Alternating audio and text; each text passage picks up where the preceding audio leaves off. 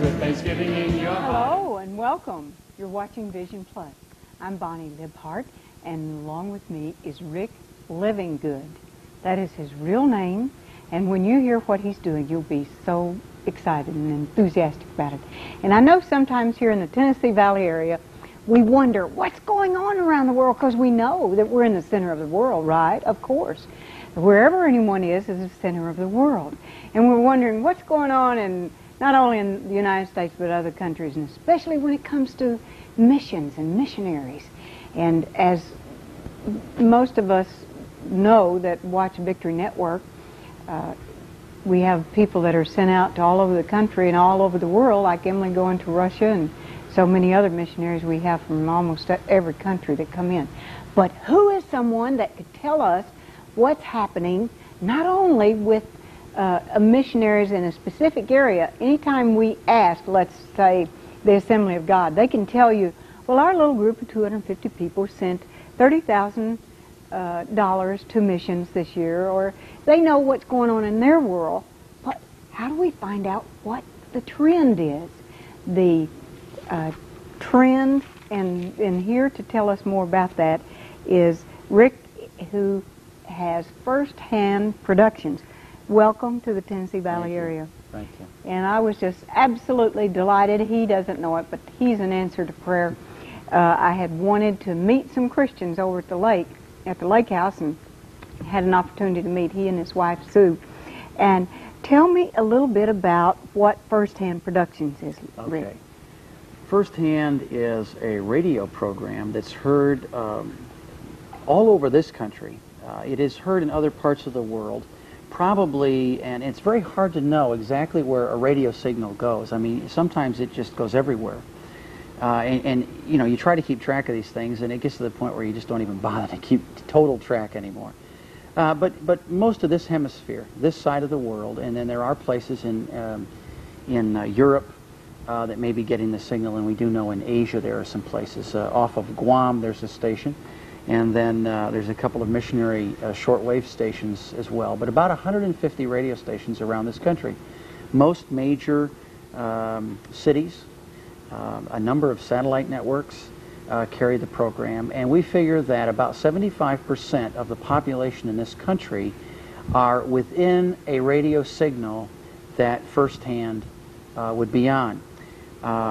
We do know about a year ago or so, a letter came out of East Germany prior to the wall coming down, and it was specifically written. They had heard First-Hand and wanted to know some information about something, and that was exciting because that's probably about the furthest having First-Hand go all over the world is wonderful, but what's your message? Okay, the message is missions. We talk to missionaries.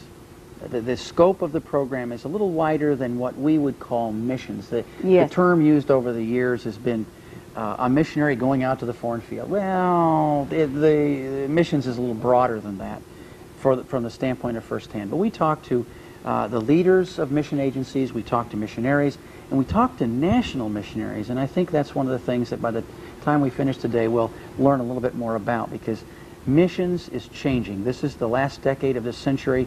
By the end of this decade, I think missions, as we have known it over the last 50 years, will change. There are mission leaders that have absolutely no idea what missions will be like by the year 2000. And you said one of the most exciting things, and I think it's great for the Victory Network people to hear it also, and that was missions will be done by videotape. Tell me what you meant by that.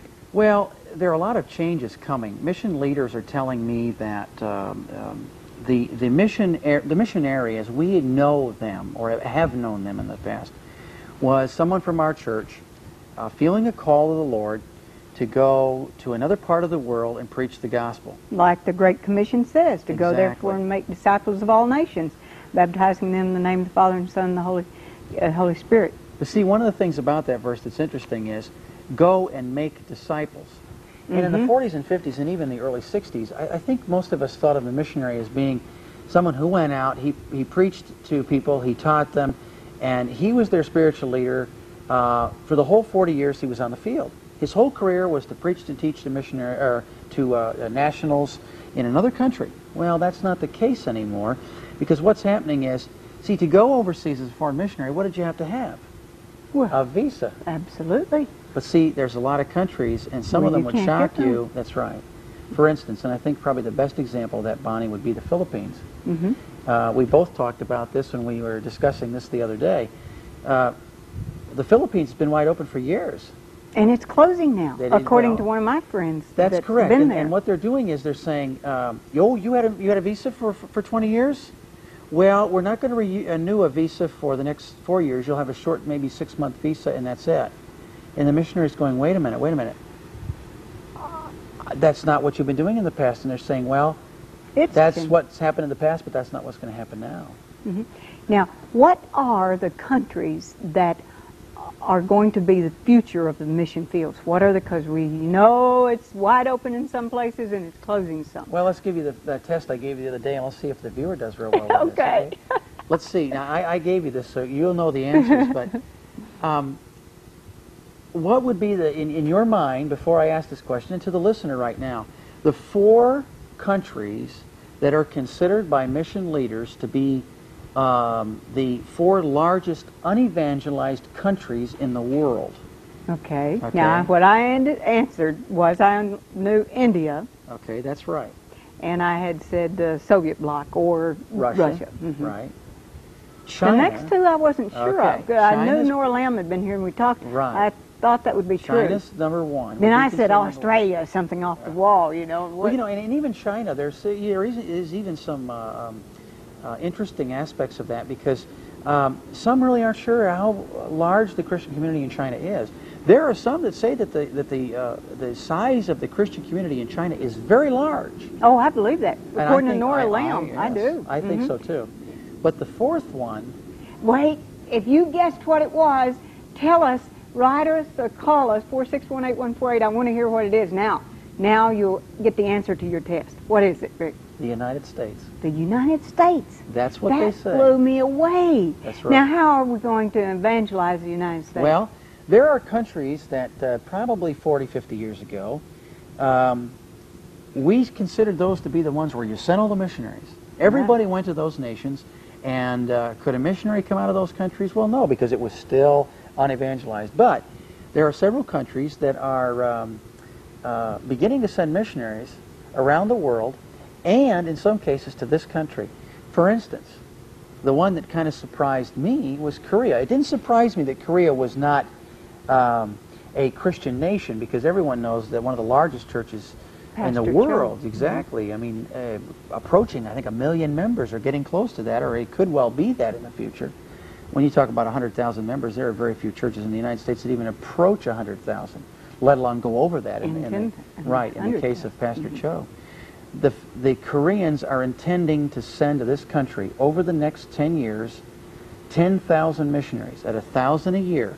Some of those will be from Cho's church. Incredible. Not to minister to Koreans in the U.S., but to minister to us, to Americans, because they say, wait a minute, we see the U.S. as slowly, in some cases, they're maybe saying very rapidly, becoming a very heathen nation. Worldly. Yeah, very much so. And the liberal press is one of the downfalls of what's happening. That's just right. incredible. That's right. And we become very apathetic too, Bonnie.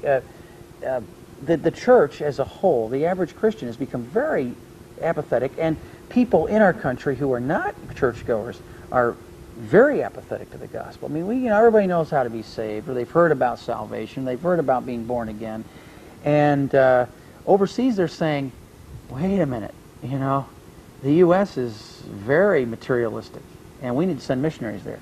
Another country is the Philippines.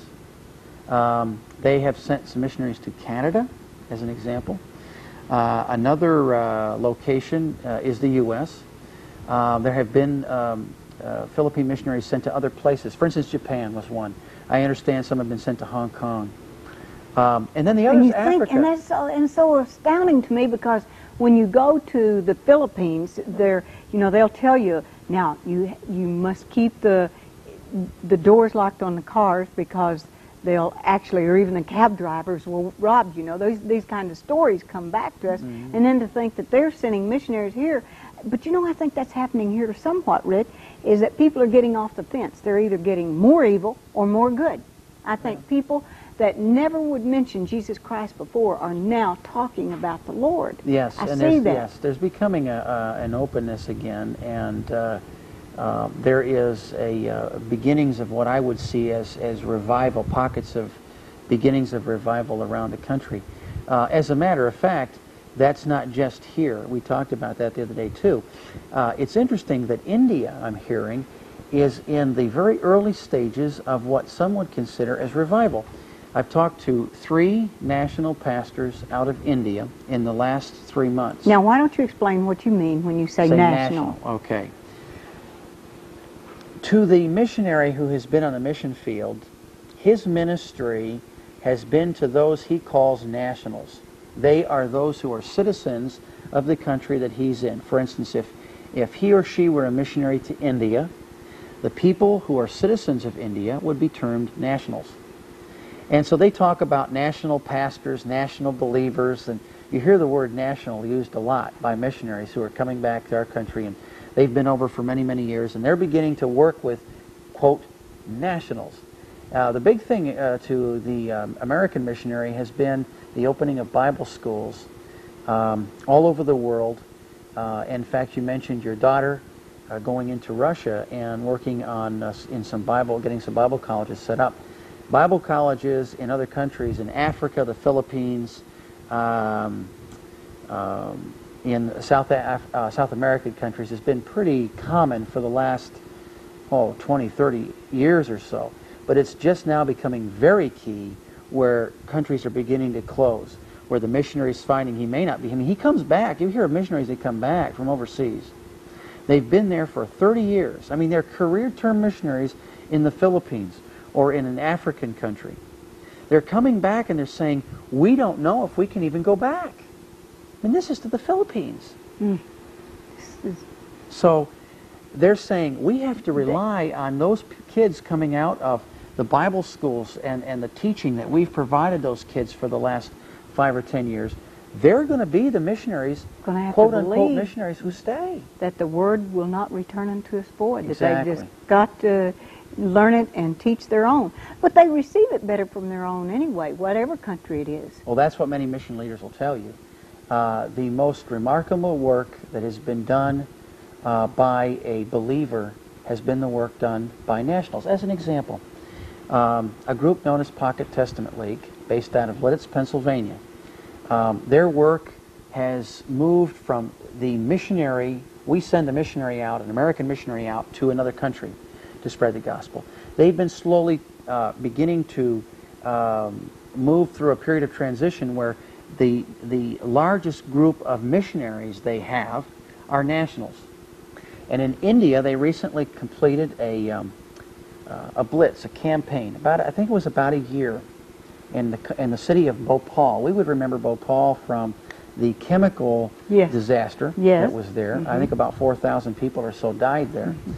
Well, about 100 young men, many of them Bible school graduates from these little Bible schools that missionaries have been working to train leaders in, got together and they went through in teams of, I believe it was two people. And in 1 year, just one home right after another, not leaving literature on the door knocker, but knocking on the door and talking to someone, a person. And in that home, they reached over 360,000 people with the gospel. 360,000 people. Now, where have you heard about that in the U.S.? Have you ever heard about that happening in the U.S.? No, I didn't think so, because the director, Roy Anderson of Pocket Testament League, I asked him the same question when I was interviewing him for First Hand. And he said, no, Rick, I cannot recall that happening in the U.S. either. No. Now, it may have happened in the past, but it's not something we hear very often. But we could do that. We could do that right here in the Tennessee Valley, wherever we are. We could do that. And the Indian leaders, the national Indian pastors say they would love to see that happen here. But why is it they're doing it over there and not here? Is it because we're afraid to go out? Is it because we're afraid to go door to door? Lazy. See, they weren't afraid to go out for a year and knock on doors. Now, granted, these 100 men, did it full time. Well, I wanted everybody to go out but me and you, and sometimes I wondered about you. You know, we wanted somebody else to do it. You do it, but Yeah. I don't want to go do Yeah, that. See, that's I'm right. afraid to go do that. I'm not afraid, but it's hot outside, you know, or Yeah. it's cold outside, according to where you live. When you think about where they live and the environment they're in, Yes.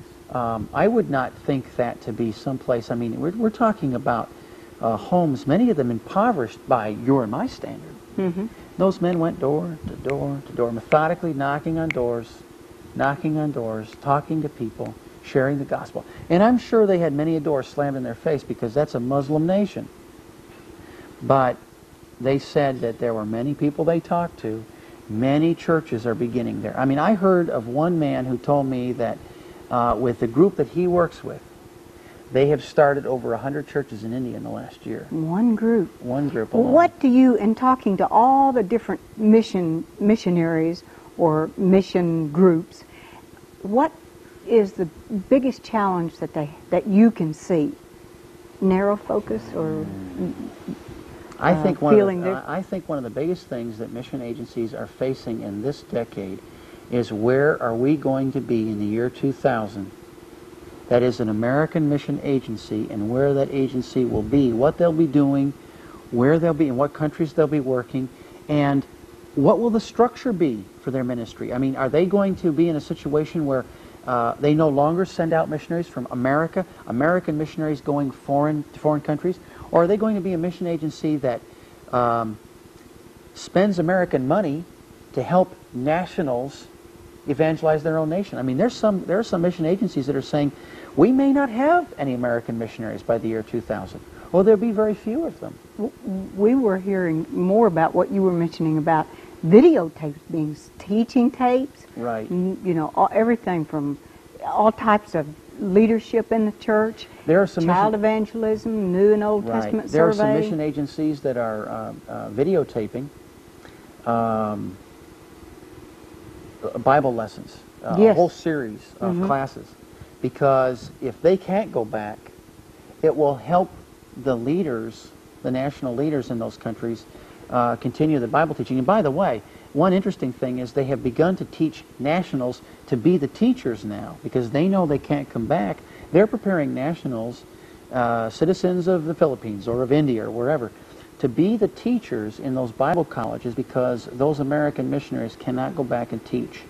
And so it's not just preparing videotapes per se, but it's preparing people to become the leaders, not just preachers to go out and preach in churches, but preachers to teach those who will then go out to the churches in their own country. And what we have to also remember, if we're sending a videotape somewhere, we need to send the VCR and all the equipment that goes with it, because right. there are some places that would, I mean, what would they do with the videotape with none of Well, the other and things? probably one of the greatest ways of spreading the gospel in some countries in recent years has been through putting the scripture on audio cassettes, Yes. little cassettes. For mission agencies, probably one of the greatest innovations in the last 20 years has been cassette tape. Oh, It's so small. but sometimes they don't even have electricity in some Well, places, so what are they doing to take care of that? Technology developed two forms to allow, specifically, this has been used a lot in Africa, the Philippines and in South America, but particularly in Africa they've used a lot of this, where they have a little box, probably about the size of a shoebox, Bonnie, and in that box is a motor and a very, very small circuit board. I mean, there's hardly, you look inside and there's more air than there is anything else inside this box. There's a crank on the top of that thing, and they'll open that crank up, they'll put the cassette with the Word of God, the Bible in their own language, they'll put that in there and they'll turn the crank. And once onto another tape, or they listen to it like they that? listen to it. Oh, The okay. I scripture's thought on that you cassette. meant dubbing from one to the other. No, this is for listening. Right, the scripture's on that tape, and they start turning that crank, and they'll And they can hear the actually Bible. hear that. Yes, I actually listened to it in Swahili, and then the gentleman that showed me one of these units was from a ministry called Portable Recording Ministries out of Holland, Michigan, and they've been producing these units for a number of years. They refined it, become very reliable. They're almost indestructible. You can almost throw them against the wall and they'll still run. They also have a unit where not only will it crank, but they can plug a little solar, about yay big, a solar panel and plug that in, and it will also run that unit. Nobody has to crank anything. That way they don't get tired. And he told me they'll take that into a town, the missionary will drop that off, and everybody in that town will have heard it before they're done. Because it's a novelty. I mean, this is something brand new. This is great. I mean, we can sit there and turn the crank and we can listen to the Bible in our own language. Not in English, but in their own language. They told me their goal by the year 2000 is to produce 700 more versions of the New Testament.